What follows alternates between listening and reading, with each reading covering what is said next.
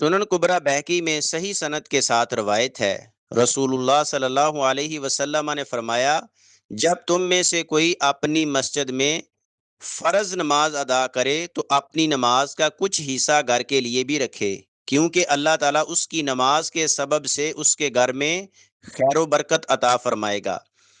इस हदीस का मफहूम ये है, मर्द के लिए फ़र्ज नमाज मस्जिद में जमात के साथ अदा करना ज़रूरी है, लेकिन फ़र्ज नमाज के बाद वाले या पहले वाले नवाफिल घर में अदा करना अफजल है, या फिर तहज्जुद अशरा की नमाज घर में पढ़ी जाए।